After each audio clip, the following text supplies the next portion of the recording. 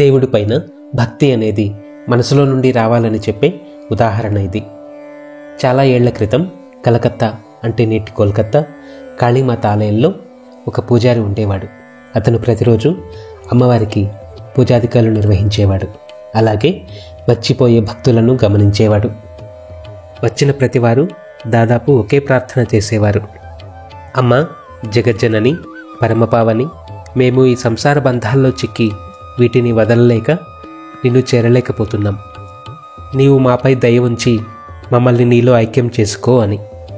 అందరూ దాదాపుగా ఇదే ప్రార్థన.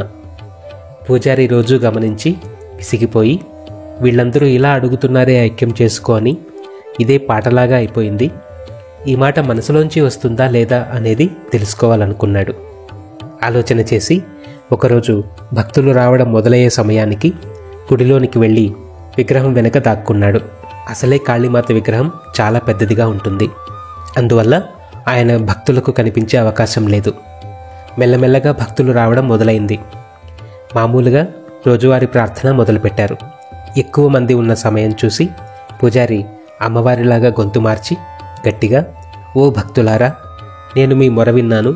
మీరందరూ నాలో ఐక్యం కావచ్చు. ఎవరైతే ఐక్యం కావాలనుకుంటున్నారో వారు విగ్రహం దగ్గరగా వస్తే మిమ్మల్ని నాలో కలుపుకుంటాను అన్నాడు. ఇక చూడండి, సందడి మొదలైంది.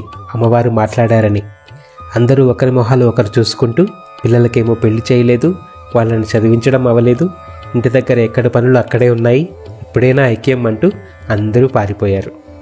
దగ్గరికి వెళ్తే మళ్ళీ ఎక్కడ కలుపుకుంటుందో అమ్మవారు అనుకుంటూ. అందరూ వెళ్ళిపోయిన తర్వాత గుడిలో ఎవ్వరూ లేకపోవడం చూసి పూజారి బయటికి వచ్చి ముక్కు మీద వేలేసుకున్నాడు. రామరామ, ఇదేం భక్తి, రోజు నన్ను కలుపుకొని ఒకటే ప్రార్థన, కలుపుకుంటానంటే పారిపోతారు అనుకున్నాడు వారి భక్తికి ఆశ్చర్యపోతూ.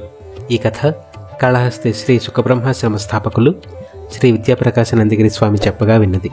వీడియో నచ్చితే లైక్ చేసి సబ్స్క్రైబ్ చేయండి. Thanks for watching.